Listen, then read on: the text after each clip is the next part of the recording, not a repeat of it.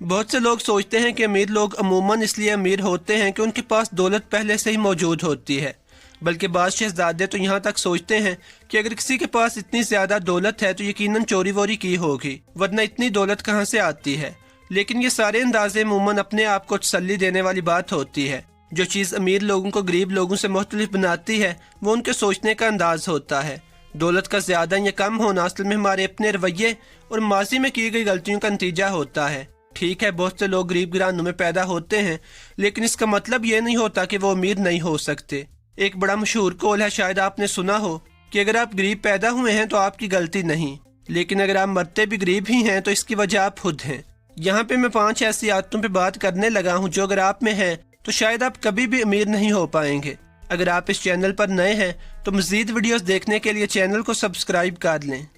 Number 5، آپ اچانک اور راتوں رات امیر ہونا چاہتے ہیں۔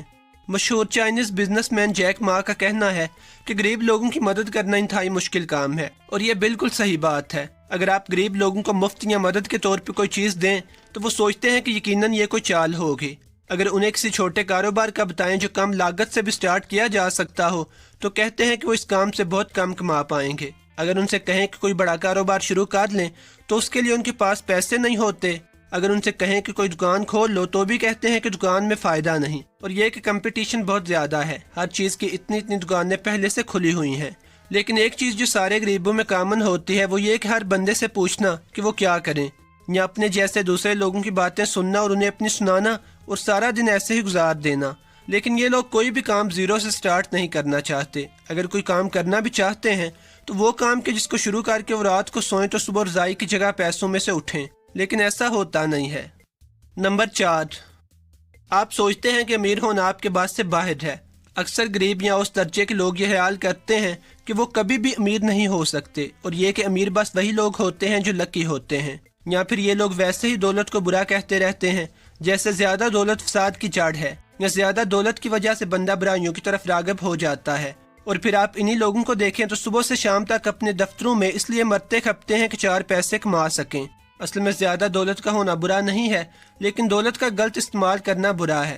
حضرت عثمان رضی اللہ تعالیٰ عنہ کے پاس بے تحاشا دولت تھی جسے وہ اسلام کی راہ میں خرچ کیا کرتے تھے۔ زیادہ دولت کو ایک فتنے کی بجائے اس طرح دیکھنا چاہیے کہ اللہ تعالیٰ کا آپ پہ کرم ہے، اور یہ کہ اس نے آپ کو دوسروں کی مدد کرنے کا موقع دیا ہے۔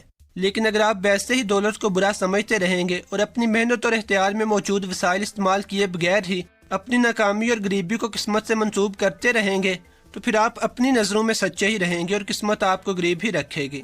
نمبر 3، آپ رسک لینے سے گھبراتے ہیں۔ اگر آپ زندگی میں ترقی کرنا چاہتے ہیں تو رسک لینے کی عادت ڈالنی پڑے گی۔ امیر ہونے کے لیے آپ کو پیسے لگانے ہوں گے اور اس بے یقینی کے عذاب سے گزرنا ہوگا کہ پتہ نہیں کیا بنے گا، آیا کہ آپ کے پیسے ڈوب جائیں گے یا کہ آپ کا پلان کامیاب رہے گا۔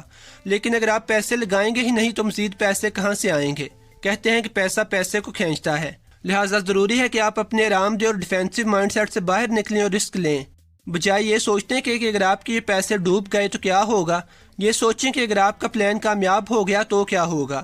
یقیناً گاڑی ہوگی، بنگلہ ہوگا اور ہر رات پیزا ہوگا۔ کیا پیزے کے بارے میں سوچنا بھی آپ کو رسک لینے پہ نہیں اکسا سکتا؟ تو خیر ہے، کسی اور چیز کے بارے میں سوچ لیجئے۔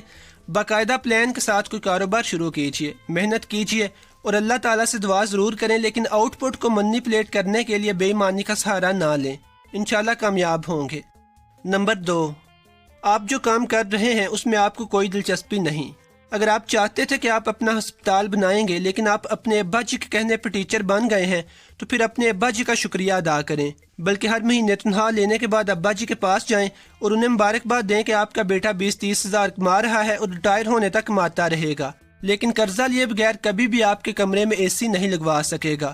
اور امیر ہونا تو ایک طرف جو لوگ ایسے کام کرتے ہیں جن میں انہیں کوئی خاص دلچسپی نہیں ہوتی، عموماً ناخوشی رہتے ہیں، اور جو کام کر رہے ہوتے ہیں وہ بھی انہیں کسی حساب سے کم نہیں لگتا۔ اگر آپ کے پاس سورسز موجود ہیں تو ضرور اسی کام کا انتخاب کیجئے جس میں آپ کی دلچسپی بھی ہو اور پیسے بھی ہوں۔ ویسے اگر آپ بزنس اور نوکری کے فرق کے بارے میں جاننا چاہتے ہیں اور یہ بھی کہ A اسٹوڈنٹ C اسٹوڈنٹ سے کم کیوں کماتے ہیں تو اس کونے میں موجود آئی کے بٹن پہ کلک کرنے سے آپ کو ایک ویڈیو کا لنک مل جائے گا۔ نمبر 1، آپ محنت تو کر رہے ہیں لیکن دماغ نہیں کھپا رہے۔ عموماً ہمیں اسکولوں میں سکھایا جاتا ہے کہ محنت کرو محنت کرو، لیکن یہ محنت کرنے والی بات صرف آدھی کہانی ہی پیش کرتی ہے۔ اور یاد کہانی مکمل کرنے کے لیے دماغ لڑانا بھی ضروری ہے۔ دماغ لڑانے سے مراد یہاں کئی چیزیں ہیں، جیسے اپنے کاروبار کے لیے اچھا اور شیارتہ پلان بنانا، جیسے جتنا آپ کما رہے ہیں اس سے زیادہ خرچ نہ کرنا، جیسے اپنے پیسے کو غلط جگہ پہ نہ لگائے جانا، جیسے ہر چیز کے بارے میں اپنے مشاہدات اور حساب کتاب ایک نوٹ بک میں لکھنا، اور پھر ہر ہفتے یا مہینے کے بعد بیٹھ کے تجزیہ کرنا کہ آپ کیا کیا کرتے رہے ہیں اور کہاں کہاں فائدہ ہوا یا کہاں نقصان اٹھایا اور آگے کس طرح بڑھنا ہے۔ ضروری ہے کہ اگر آپ اتنی زیادہ محنت کر رہے ہیں تو صحیح سمت میں کریں تاکہ آپ کی محنت ضائع نہ ہو۔ اور چھٹی چیز جو آپ کو کامیاب ہونے سے روک رہی ہے وہ یہ ہے کہ آپ میرے چینل کو سبسکرائب نہیں کر رہے۔